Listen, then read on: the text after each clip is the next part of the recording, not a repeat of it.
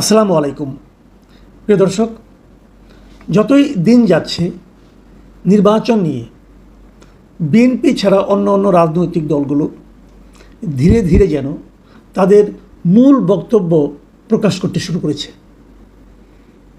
BNP নির্বাচন চায় এবং দ্রুত নির্বাচন চায়। তারা প্রথমে ডিসেম্বরে চেয়েছিল, পরে গত 13ই জুন ডক্টর ইউনূসের সঙ্গে তারেক রহমানের বৈঠকের পর তাদের যৌথ ঘোষণায় ফেব্রুয়ারির কথাটা আকারে ইঙ্গিতে এসেছিল এবং তাতে বিএনপিকে ভীষণ খুশি এবং আনন্দিত বলে মনে হয়েছিল। এবং তখন আমি বলেছিলাম যে এত খুশি হওয়া আসলে এখনও খুশি হওয়ার মতো কিছু ঘটেনি, ঘটে যিনি সেটা ধীরে ধীরে প্রকাশিত হচ্ছে।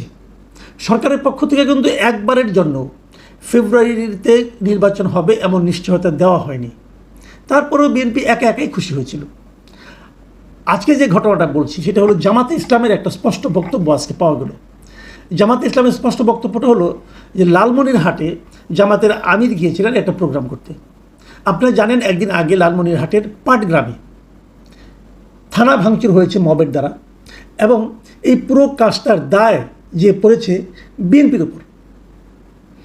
যারা এই ভাঙচুরের সঙ্গে জড়িত তারা কোনো না কোনোভাবে বিএনপির সঙ্গে জড়িত, যদিও বিএনপির যারা লোকজন তারা বলছেন এর সঙ্গে তারা জড়িত নয়, এর সঙ্গে জড়িত হচ্ছে ওখানকার পাথর ব্যবসায়ী, যারা পাথর উত্তোলন করে সেই সমস্ত ব্যবসায়ীরা। এটা নিয়ে পক্ষে বিপক্ষে অনেক কথাবার্তা হয়েছে, কিন্তু যত কিছুই হোক না কেন, কে দায়ী না, এটা নিয়ে আপনি সারাদিন আলোচনা করতে পারেন। কিন্তু ঘটনাটা কি? ঘটনাটা হলো কিছু লোক থানা ঘেরাও করেছে এবং থানা ভাঙচুর করেছে, সেখানে পুলিশের সঙ্গে টিয়ার গ্যাস, লাঠির চার্জ করা ইত্যাদি হয়েছে এবং থানার মধ্যে ল্যাপটপ, কম্পিউটার এগুলি ভাঙাভাঙি হয়েছে। পাটগ্রামের পাশে হলো হাতিবান্ধা থানা। এই হাতিবান্ধা থানার পুলিশ ফোর্স যাতে নাকি পাটগ্রাম থানার এই ভাঙচুরে চলাকালীন পাটগ্রামে এসে এদেরকে হেল্প করতে না পারে, এই জন্য হাতিবান্ধা থানাকেও ঘেরাও করে রাখা হয়েছিল এবং তারও দায় যে চাপানো হয়েছে, অভিযোগটা উঠেছে বিএনপির উপর। কিন্তু বিএনপি যে খুব দুধে ধোয়া তুলসী পাতা তা কিন্তু মনে করার কোনো কারণ নাই। তো এরকম সময়ে ডক্টর শফিকুর রহমান জামাতের আমির, উনি লালমনিরহাটে গিয়েছেন। উনি যখন লালমনিরহাটে সাংবাদিকদের মুখোমুখি হন তখন সাংবাদিকরা ওনাকে জিজ্ঞাসা করেছেন যে নির্বাচনের ব্যাপারে উনি কী ভাবছেন। সেই সৈয়দপুর বিমানবন্দর থেকে বের হওয়ার সময় উনি যে কথাগুলি বলেন, উনি কিন্তু প্রথমেই পাটগ্রামের উদাহরণটা টেনে নিয়ে আসেন এবং উনি বলেন যে পাটগ্রামে কী হচ্ছে আপনারা দেখেছেন, এখানে যে মব অবস্থা বিরাজ করছে, এই পরিস্থিতিতে কিসের নির্বাচন? এই পরিস্থিতিতে, এমন পরিস্থিতিতে সুষ্ঠু নির্বাচন হওয়া সম্ভব নয়। তাহলে শফিকুর রহমান সাহেবের ভাষায় অথবা তার মূল যে বক্তব্য সেটা হলো নির্বাচন হতে হলে দেশে একটা সুশৃঙ্খল পরিস্থিতি থাকতে হবে, আইন শৃঙ্খলা পরিস্থিতি ভালো থাকতে হবে, মব থাকা চলবে না, এরকম আরও অনেক কথা। এখন মবটা চালাচ্ছে কারা? ঠিক আছে, আমি পাটগ্রামের কথা ধরে নিলাম, হাতিবান্ধার কথা ধরে নিলাম, এর পেছনে বিএনপির লোকজন দায়ী। পটিয়ার জন্য কে দায়ী? পটিয়াও তো মব হয়েছে, সেখানে মবের জন্য কে দায়ী? এবং পটিয়া এবং পাটগ্রাম পার্থক্য কিন্তু আছে। পার্থক্য হলো এখানে পাটগ্রামে এই মবের কারণে পুলিশরা এখন বিএনপির লোকজনকে দৌড়াচ্ছে, অনেকের বিরুদ্ধে মামলা হয়েছে, কয়েকজনকে গ্রেপ্তার করা হয়েছে, এগুলো হয়েছে। কিন্তু পটিয়াতে বরং ওখানকার যিনি ওসি ছিলেন তাকেই ক্লোজ করে নিয়ে যাওয়া হয়েছে, যেন দায়টা পুলিশের। কারণ ওখানে আর এখানে পার্থক্য হলো এইটাই যে পাটগ্রামে মবের জন্য দায়ী করা হচ্ছে বিএনপিকে, আর পটিয়াতে মবের জন্য দায়ী করা হচ্ছে বৈষম্যবিরোধী ছাত্র আন্দোলন অথবা এনসিপির অঙ্গ সংগঠন, যে ছাত্র সংগঠন আছে তাদেরকে। তো সরকারের অবস্থা নিশ্চয়ই বুঝতে পারছেন। ইন্টারেস্টিং হলো এর কোথাও কিন্তু জামাত অথবা ছাত্র শিবিরের কোনো ধরনের সম্পৃক্ততা পাওয়া যাচ্ছে না। এবং জামাতের আমির কিন্তু এই কথাটাই বলেছেন। উনি আরেকটা কথা বলেছেন, সেটা হলো যে দেশে দীর্ঘদিন ধরে মব কালচার চলছে, তবে এসব সহিংসতায় জামায়াতের কোনো কর্মী বা সমর্থক জড়িত নেই। তো এই যে কথাটা, এই কথাটা কিন্তু একদম ভিত্তিহীন নয়। ঘটনা আসলেই সত্য যে তারা তাদের নেতাকর্মীদেরকে এতটাই নিয়ন্ত্রণ করতে পারেন যে তারা এই ধরনের কোনো সহিংসতায় জড়িত আছেন বলে এখন পর্যন্ত সেভাবে আমরা দেখিনি। বিএনপি পারে না কেন? বিএনপি কেন পারে না? এই প্রশ্নটা কে করবে, কাকে করবে? দেখুন, আপনারা এর মধ্যে দেখেছেন যে ঢাকাতেও গত একদিন আগের ঘটনা, ঢাকার একটা বরানি একটা হোটেল জাকারিয়ায় বিএনপির যুব দলের একজন নেতা, মনির না কি যেন নাম, সে যে সেখানে ভাঙচুর করেছে, এখানে নারী ছিলেন, তাদের গায়ে হাত তুলেছেন, তার লোকরা যে অনেক কিছু করেছেন, তাকে বিএনপি বহিষ্কার করেছে, তার বিরুদ্ধে মামলাও করেছে। বিএনপি মামলা করেছে, কিন্তু বিএনপি থেকে বহিষ্কার করেছে সঙ্গে সঙ্গে, ওই লোকটাকে ধরা হচ্ছে না। কিন্তু কেন ধরা হচ্ছে না? লুকিয়ে আছে। কোথায় লুকিয়ে আছে? মানে সব মিলিয়ে যে ঘটনাগুলো ঘটছে সেগুলো হলো যে মব হচ্ছে, যদি সেই মবটা এনসিপি বা তার দলের কেউ করছে তাহলে সেই মবের জন্য তাদেরকে দায়ী না করে বিরোধী পক্ষকে দায়ী করা হচ্ছে। আর যদি সেই মবের সঙ্গে যদি বিএনপির কারো নাম থাকছে তাহলে সেটাকে ফলো করে প্রচার করা হচ্ছে। জামাতের কেউ থাকছে না, জামাত এগুলো দেখিয়ে বলছে আমরা কিছু করছি না। এই হলো গিয়ে টোটাল রিয়েলিটি। এখন বিএনপি যদি বুঝে যে তাদের নেতাকর্মীদের এভাবে দায়ী করা হয় তাহলে তারা নিজেরা কেন সতর্ক থাকে না?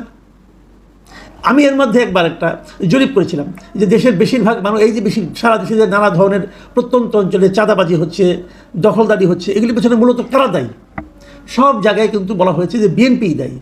তার মানে বিএনপি এমন একটা পলিটিক্যাল পার্টি যারা ক্ষমতায় যেতে চায় কিন্তু তাদের নিজেদের নেতাকর্মীর উপর কোনো নিয়ন্ত্রণ নাই। তো নিয়ন্ত্রণ না থাকার কারণে তারা সব জায়গায় নিজেদের রাজত্ব চালাচ্ছে। এখনও তারা ক্ষমতায় যায় নাই, এখনই ওদের এই অবস্থা, ক্ষমতায় গেলে কি হবে? এটা নিয়েও কিন্তু নানা ধরনের আলোচনা আছে। কিন্তু এত কিছুর মধ্যেও যেটা সবচেয়ে বড় কথা সেটা হচ্ছে যে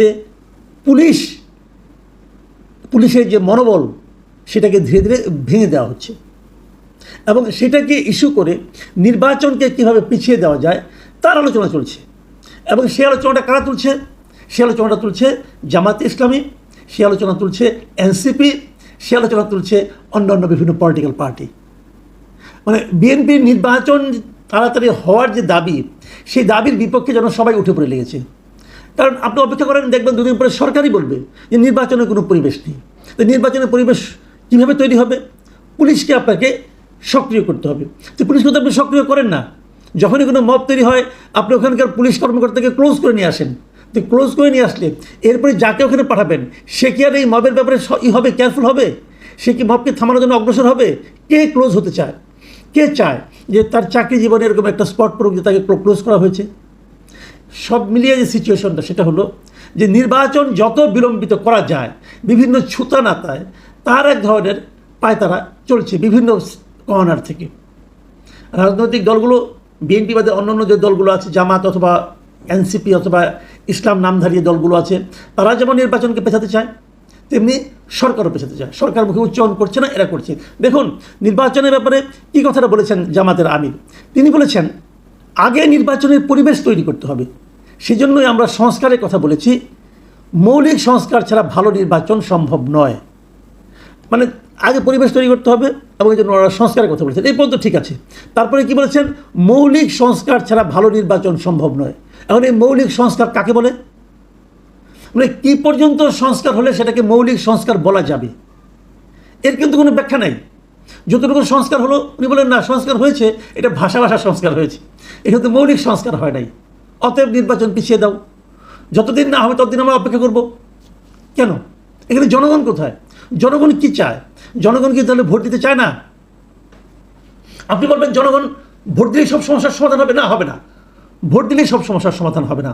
কিন্তু আপনারা যেটা চাচ্ছেন তার জন্য যদি আরও 10 বছর সময় লাগে, 5 বছর সময় লাগে, 3 বছর সময় লাগে, আপনিও তো মৌলিক সংস্কারের কোনো রূপরেখা তৈরি করতে পারছেন না। একটা অনেক আপনাদের দাবি যে মৌলিক সংস্কারের চেহারাটা কী আসলে তাকে আপনারা ক্লিয়ার করতে পেরেছেন? তা তো ক্লিয়ার করতে পারেননি। তো সে যে জিনিসটা আপনারা নিজেরাই জানেন না কী করতে হবে, সেটা করে তারপরে নির্বাচনের পরিবেশ তৈরি হবে। কীভাবে হবে? নির্বাচনের পরিবেশ তৈরি করার প্রথম এবং প্রধান কাজ হচ্ছে পুলিশকে শক্তিশালী করা। সেটা তো আপনারা করছেন না এবং করতে চাচ্ছেনও না, বরং পুলিশকে আপনি দিনকে দিন আরও আপনি দুর্বল করে তুলছেন, পুলিশের মনোবলকে আপনারা আরও ভেঙে দিচ্ছেন। শুনেন, যেদিন আপনারা এই বিগত জুলাই আন্দোলনের সময় পুলিশ যে নিহত হয়েছে তাদের নিহত হওয়ার ঘটনার কোনো বিচার করা যাবে না বলে ইন্ডেমনিটি পাস করেছেন, সেই দিন থেকে পুলিশের মনোবল শেষ হয়ে গেছে। কাজেই এই পুলিশকে আপনারা নির্বাচনের জন্য উপযোগী করে তুলবেন, তারপরে নির্বাচন করবেন, তাহলে সেই নির্বাচন আর আমরা দেখে দিতে পারবো না। এই বিষয়গুলো সবগুলি একটার সঙ্গে একটা সম্পর্কিত। এখন কিভাবে পুলিশের মনোবল আপনারা দৃঢ় করবেন, কিভাবে মৌলিক সংস্কার করবেন, কিভাবে বিএনপি এবং জামাত একমত হবেন, কিভাবে জাতীয় ঐক্যমত্য তৈরি হবে, কিভাবে ডক্টর ইউনূস নির্বাচন দেবেন, এবং সেই নির্বাচন আবার উনি বলেছেন হবে ইতিহাসের শ্রেষ্ঠ নির্বাচন।